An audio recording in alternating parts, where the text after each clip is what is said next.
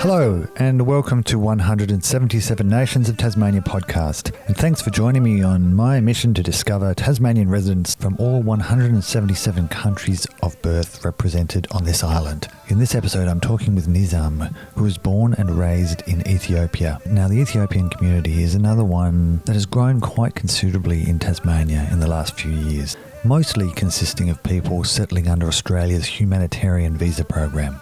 Now, Ethiopia is a large country with a long and complex history and some significant regional differences. And this has resulted in a patchwork of different cultures, traditions, religious and political affiliations. And to do this full justice would be well beyond the scope of this podcast. However, in my conversation with Nizam, who came to Tasmania on a scholarship to do his Ph.D, we will hopefully get a better understanding of life and culture in Ethiopia, and also to understand some of the factors that shape perspectives of its diverse peoples.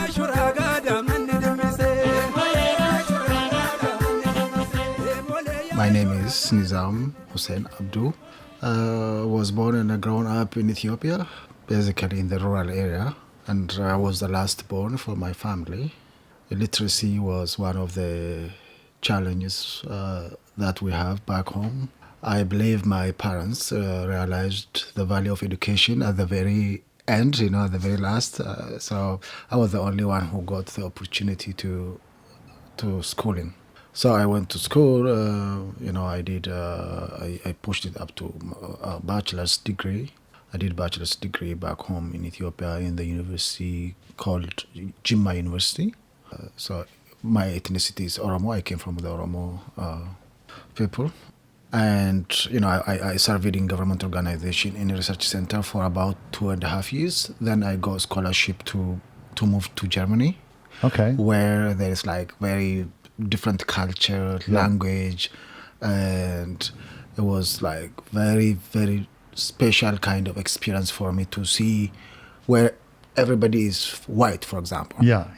Because I grew up in Ethiopia. Where in Germany? It was in the state of Baden-Württemberg, Stuttgart. I completed my master's in 2017, moved back, joined an international research organization. Then I got scholarship at the University of Tasmania. Okay. So I moved here. Now I completed my Ph.D. submitted. Currently, this week I'm just on some kind of holiday because I just submitted last week. Okay. So when did you move here? I moved here end of, I directly came from home. So I came here end of 2017, which is December. Okay. Or beginning of 2018. Basically, now I'm 4 years here. And perhaps you could explain a little bit more about the field of study that you're involved in. All right. Bachelor's, I studied agricultural economics. Mm-hmm. Master's agricultural economics. Now it is more environment and resource economics. It's very related. Mm-hmm. So when I graduated my bachelor's, I joined a research center in dry land in Borana Pastoral Community, Borana Oromo. That's extreme south, which is border to Kenya. Okay. So I worked there as a junior researcher. So in that process, I wouldn't tell you that I really did something, earth-shaking research or whatever. It's not like that. I was just a junior researcher, so understanding the context, learning from the experienced ones, trying to learn how to write proposals, try to train myself how to identify research problems, and understand the culture, the dialect even, how you communicate with people, how do you get information from them, because, the context here and there is quite different. The first thing you have to know is you have to really understand the culture, the value, the tradition they have. That you have to live the way they live to get some information from them. At that time, the area I was working on was rangeland management, community-based natural resource management, because Borana was drought-prone area where drought frequently occurs, and there is resource-based conflict going on, which later on over time maybe changes to some kind of political conflict. Yeah, sure. So there are ethnicities who are really pastoralists, moving here and there with their livestock, but due to climate change, climate variability, or shortage of rain, whatever we call it, There is no feed. There's Yeah. no water resources. So people conflict. People fight each other. People kill each other, And on one side, there is non-governmental organizations, governmental organizations, a lot of organizations trying to provide the community with some kind of improvement. And from the other side, there is traditional way of resource management, conflict resolution mechanism, marriage, leadership, everything. So I was like, as a researcher, I was looking at both systems. Do they fit or conflict? Which Okay. one is the approach, best practice to restore or rehabilitate the rangeland? So my focus was basically around this area, which is shortly natural resource and institutions.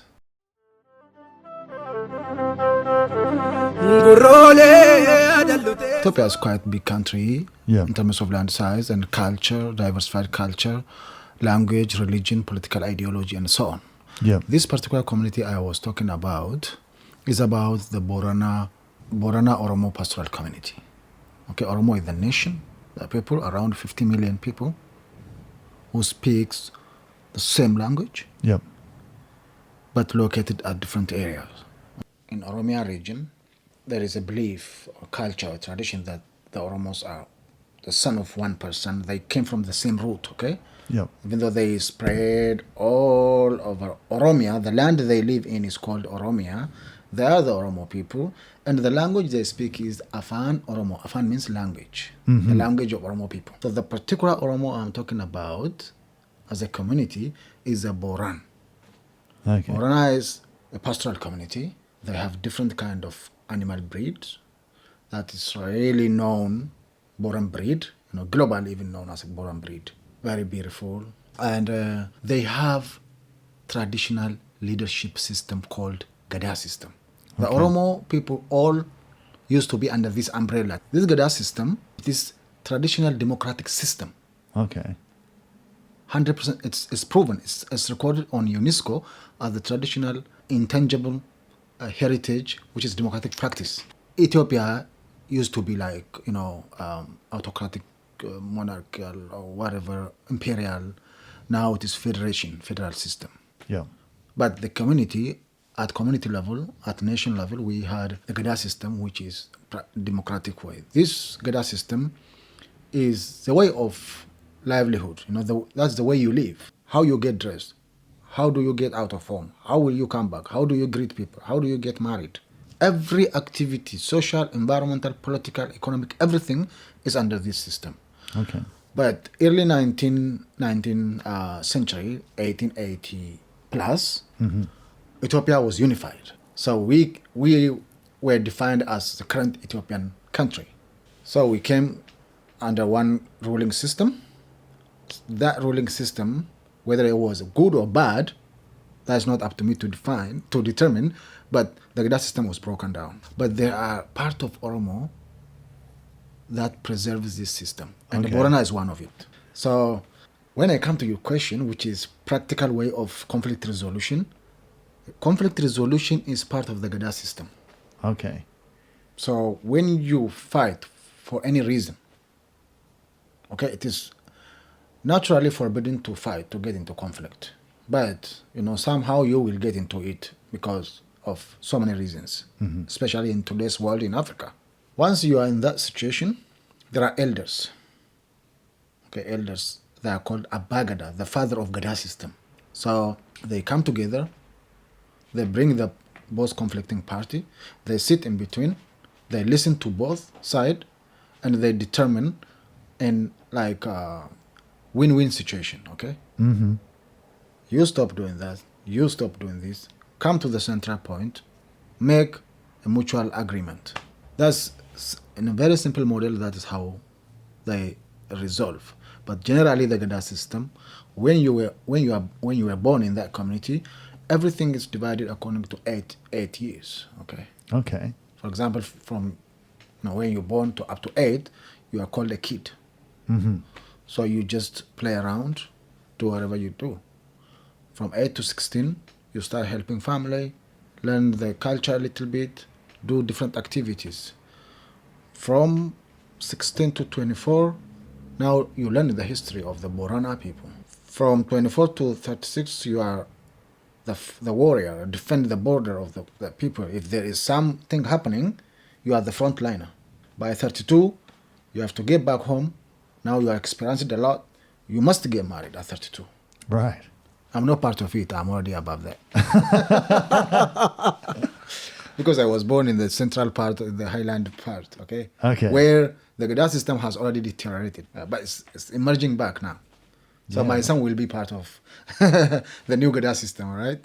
So when you are 32, you have to get married because you can be a Bagada at 40. Okay, so that's like a kind of elder or sort of senior. Yes, at 40, you are elder, you are mature, you have your own family, you have defended the border, you learned the history, you are a man, you are a mature man. So you can be the leader of the community. Right. Okay? If you are above 40, you are disqualified to be a candidate, to be a Bagada. So the only time you can be a Bagada, the father, is at 40. So you lead for 8 years. No way you will lead more than 8 years, which is not the case in Africa, right? Yeah. Once you are a president, you will be a president until you die or a coup d'etat will come and kill you. Right? Yeah, your presidents for life have seemed pretty common. Exactly.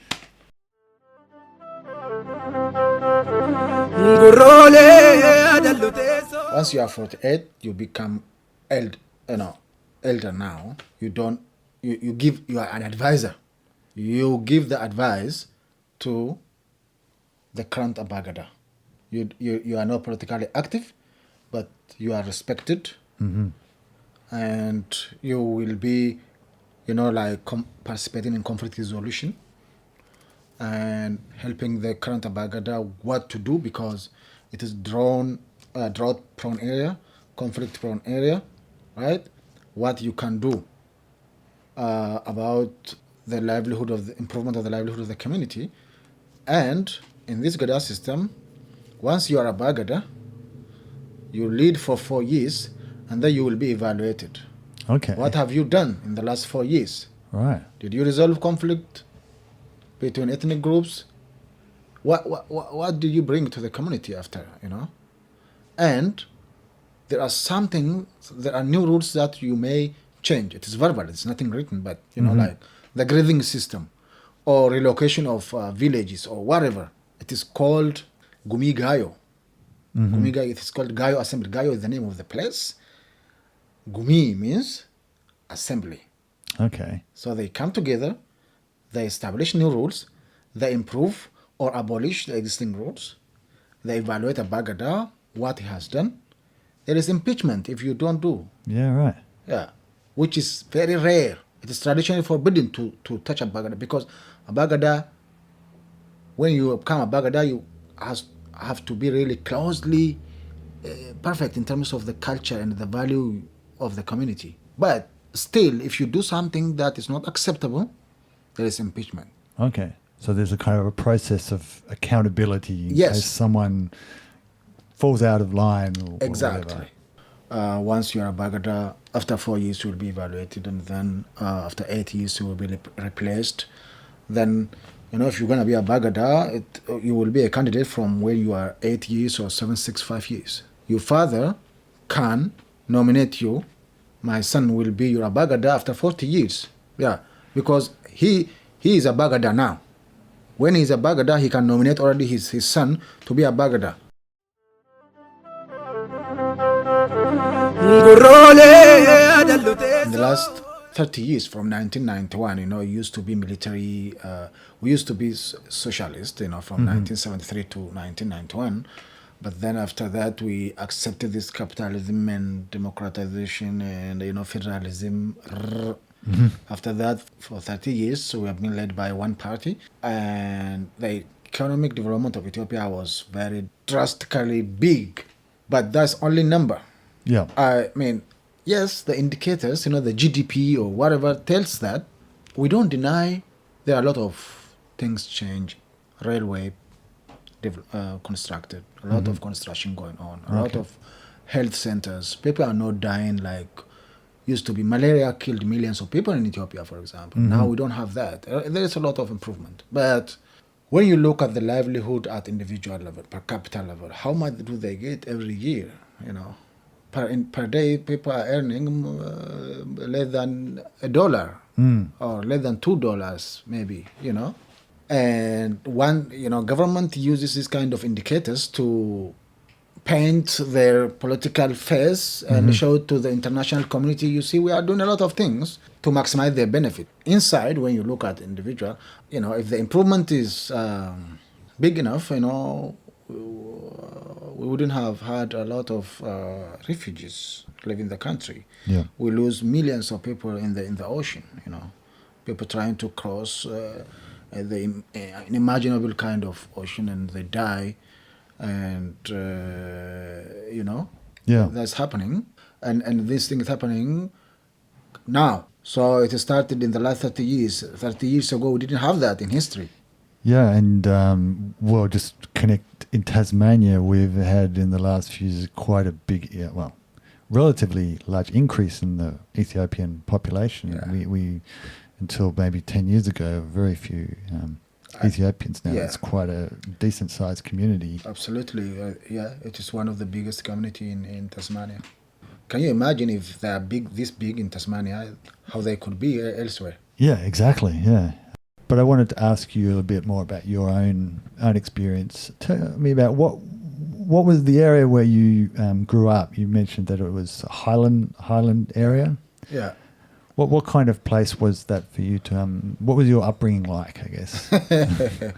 All right, that's a good question. I was born and grown up in Oromo region. My mom, my dad, they are typical Oromo people. From Oromo region, my exact place I was born was Jimma zone, in a very rural area, village called Chalte. Chalte, it's a local name, Mm-hmm. To say maybe it is maybe privileged or whatever, depending on what people produce or how the agroecology look like or whatever, We are farmers. Mm-hmm.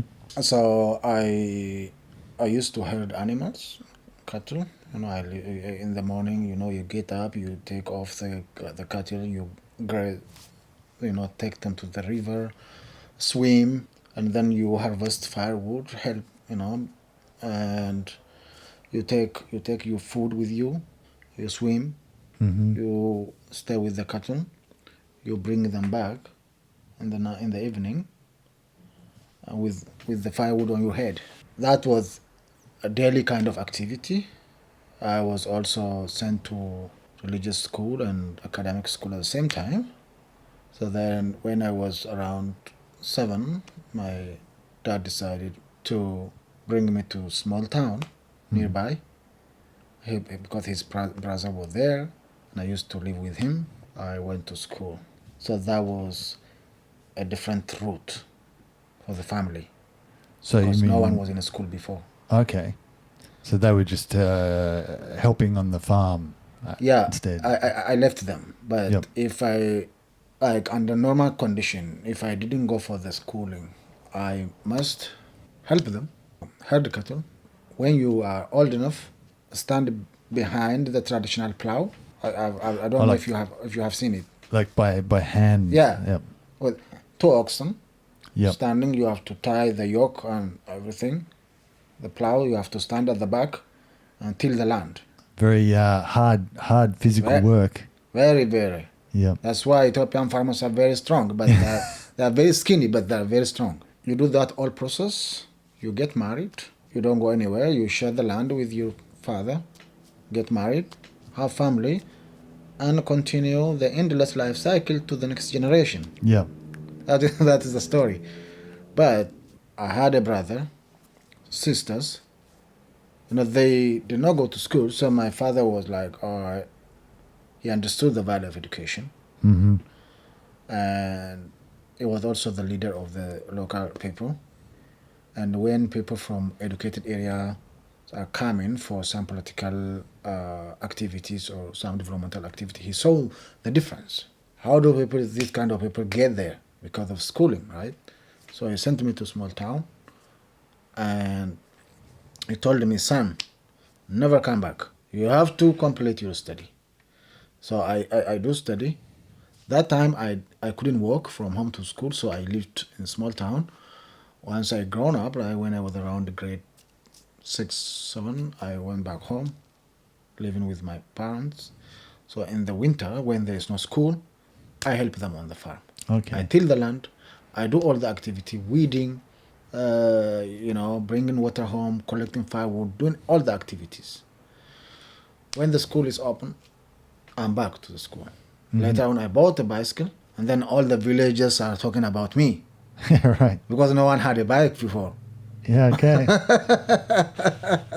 you know.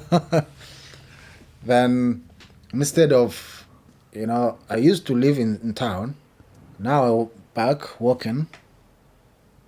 I also farm, so from my farm, from my produce, I sold a bike. Now I'm using my bike to go to school and come back home. Okay. And when I am in high school, I again moved to town because, you know why? In Ethiopian policy, especially in my region, Oromo, from grade 1 to 8, you study in your mother tongue, which is Afan Oromo. Mm-hmm. All the science, physics, mathematics, history, but everything. But you take one unit as English language. So that's the English class. Okay, that's one course. Starting from grade 9, everything is in English. Of course, you study Afan Oromo as one subject, English as one subject, Amharic as one subject, but all the rest, geography, biology, chemistry, physics, mathematics, everything is in English.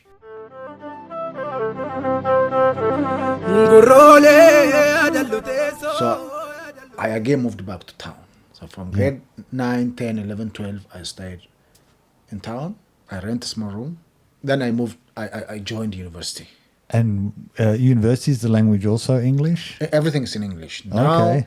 depending on the department you study, if you want to study Oromo folklore, Afan Oromo, Amharic, or literature, some kind, maybe there's particular thing you can study in Amharic or Afan Oromo. Okay? But if you are going to go to economics or physics or any other, everything is in English. So I had to prepare myself for the next level. What factors affected your decision to study agriculture economics? This is again another interesting question. In Ethiopia, I mean, everybody has a dream when we grow up. Okay, what do you want to be? I want to be a pilot. I want to be a doctor. I want to be a musician or whatever, And that's our ambition, our interest. But naturally, there is also something that we are given. To chase that kind of dream is closely impossible in a country like Ethiopia, which means you take what they give you. So, for example, I was more of artistic, like writing poems and singing and, Okay. that's what I believe I have. But my parents are Muslims, so am I. So it is not allowed or accepted in my family to be a singer.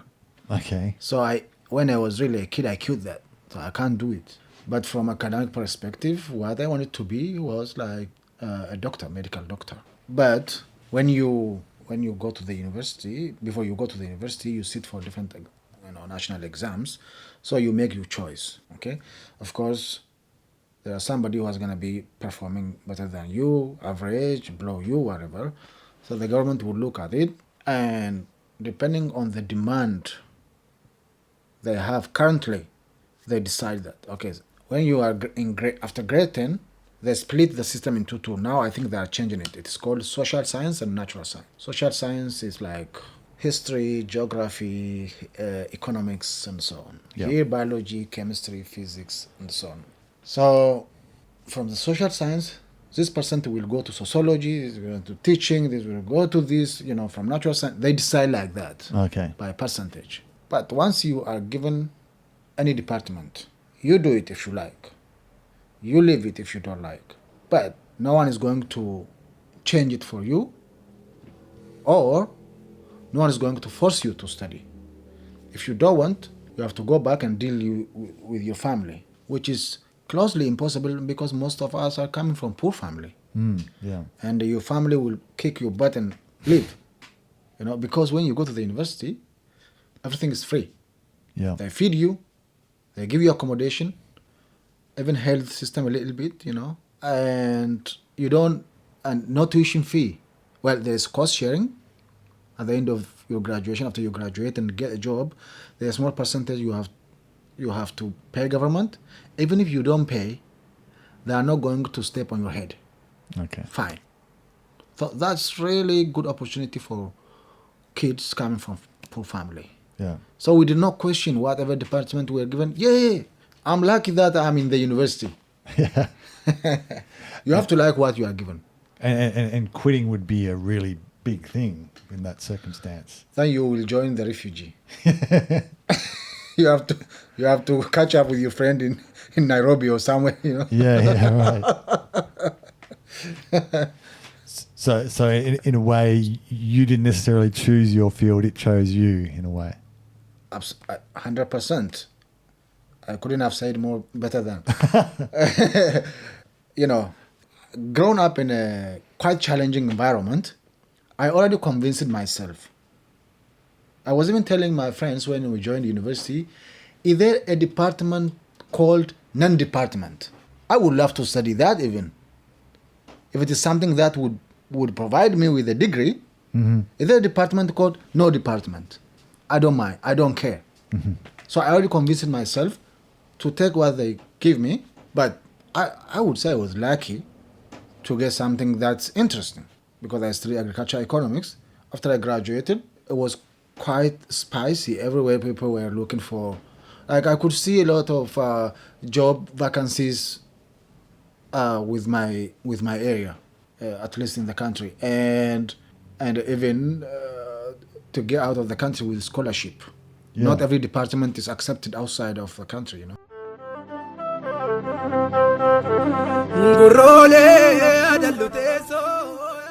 I mean, you obviously got a scholarship, but I guess that was something you would have applied for, I guess you applied for various places around the world.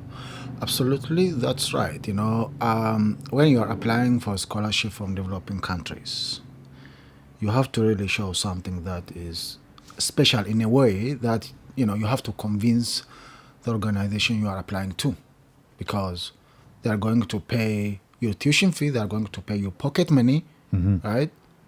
And you have to clearly show them the clear plan and your academic merit. Yeah. That is the only thing you have to show, of course. But, you have to know the system. Yes, indeed, I applied. When we grown up, we used to read history of the world and the weather condition and blah, blah. For some person like me, Australia is the best fit because it is not as hot as Africa, but, it is warm weather, the agroecology is quite similar to Ethiopia in so many things. So my dream was to do my master's in Australia, but the application was not easy. You have to be really somehow special and convincing and have strong background and strong academic merit. So, I applied to so many scholarships, and luckily I got the German Academic Exchange Service Scholarship. That's how I moved there. But once I completed my master's, even before I completed, I was already searching for a PhD position in Australia. So, can you believe me? It is more than around 30 scholarships I applied in Australia before I got one. Wow. Yeah. Yeah. I guess it's very competitive as well. Very competitive and global wide.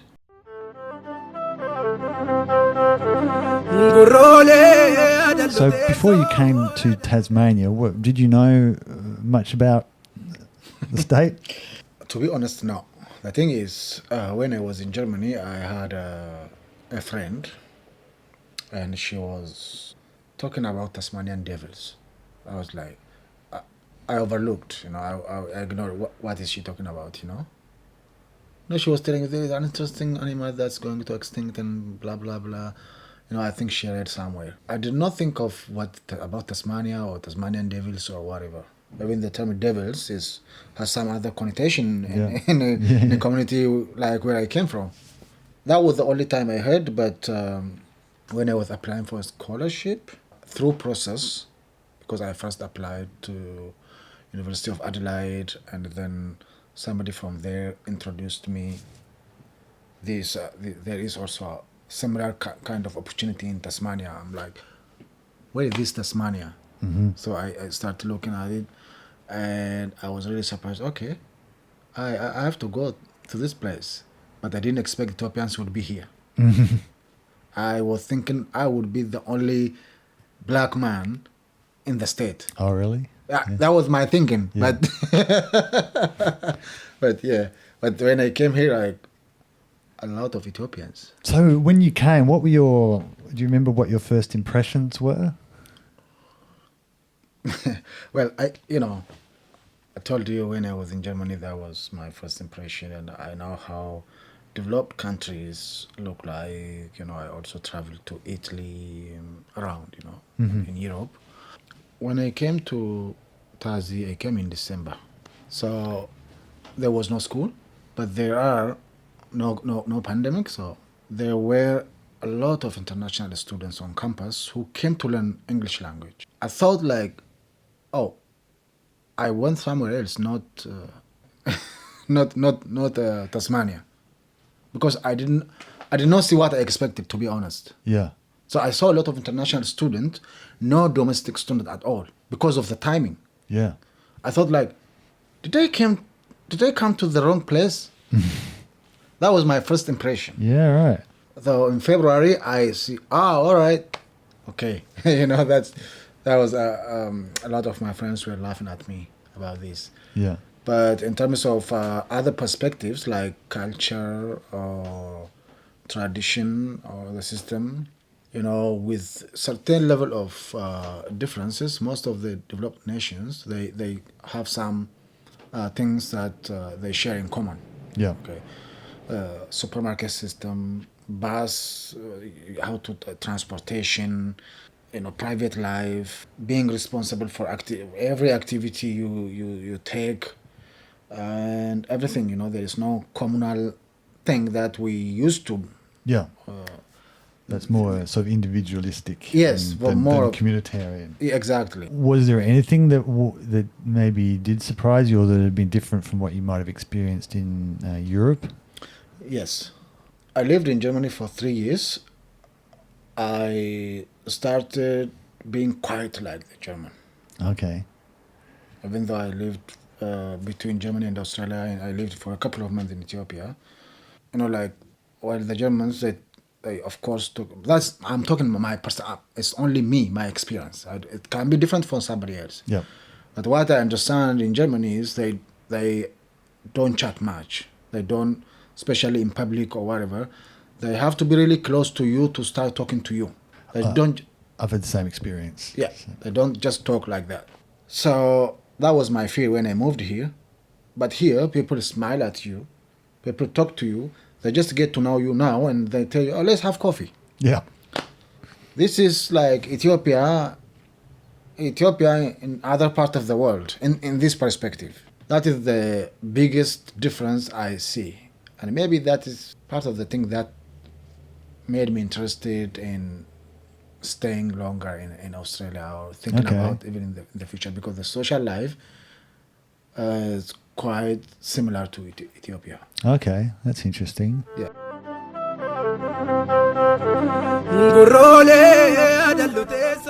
What are your plans for the future in Tasmania?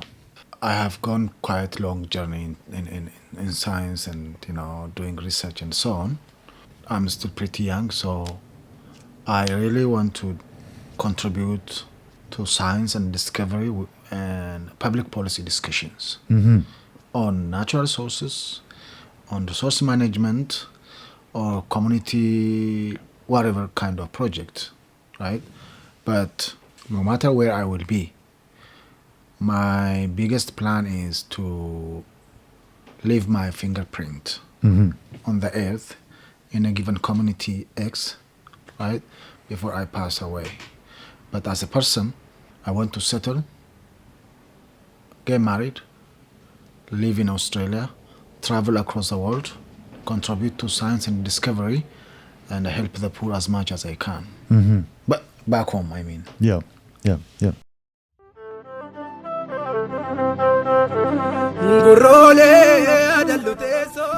What's been your impression of the Ethiopian community here? I mean, it seems to be growing, a growing community. In terms of number, it is growing, even though once they arrive, a lot of them prefer to go to the mainland, but still, the number is increasing over time. Generally, coming to this part of the world is a safe, and I'm happy for them to be where they want it to be, or where at least their life is really safe, and they're in a peaceful environment. As a person, I also enjoy to have people from my culture, somebody who I can speak Amharic, or Oromo, That's very lovely. The other side I observe is there is, this political difference has deep-rooted in the community. Okay. Wherever you go, it is people are divided, which shouldn't be I can't say it shouldn't be our issue, but what I would imagine is it shouldn't be the point of difference, where you break down your social relationship based on some political ideologies. But in here and even in Germany or everywhere I go, I see that the Ethiopian community, they always have some clear demarcation, based on their political ideology, which is directly associated with your ethnic group. Okay, yep.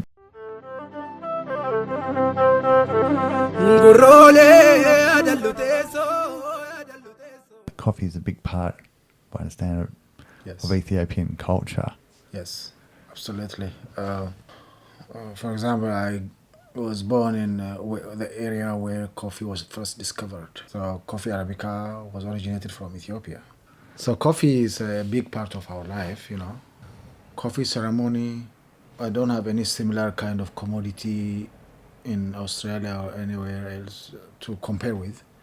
Because when you wake up in the morning, like as a family, the first thing you do is to prepare coffee with some breakfast. And all the family members will come, drink coffee, chat, eat their breakfast, go to the work. That's this typical farming community. Then you do your own business. Midday, you come home, right? Everybody is again together. You eat lunch, drink coffee, go away again. Coffee is not something that you just drink alone. Yeah, it's a social connector. Yeah. Yeah. You talk what was happening from morning to midday, chat, you drink coffee, you again go back to your own business. In the night, the cattle are at home, kids are at home, everything is fine now. So you again make coffee, cook dinner, eat dinner, drink coffee, chat, sleep. Drink coffee at night as well? Yeah. So with every meal of the day is 3 times a day. For example, typically in my household, in my family, we do that. Or even you drink in 3 times, right? What if somebody comes to visit you between breakfast and lunch? You have to make coffee. Okay. Welcoming the visitor. You don't just somebody come to your house. You have to make coffee. Yeah. And they do it traditional way. The way they grind the coffee. They have traditional kind of pot where you don't crush like this, but you have to heat it like this. Yeah. So when you are passing by that household, you heat that and you smell coffee, right? You say, oh, they're making coffee. If you are passing and somebody sees you from the front, hey, come drink coffee. You even don't know them. And it's rarely that you say no. It's fine to come home, drink coffee, chat, go. Even though I was somebody who is traveling. Yeah. So it has this kind of like social, I think that's the center, heart of the social activity. Yeah, and hospitality. Absolutely, yeah, hospitality, love, respect.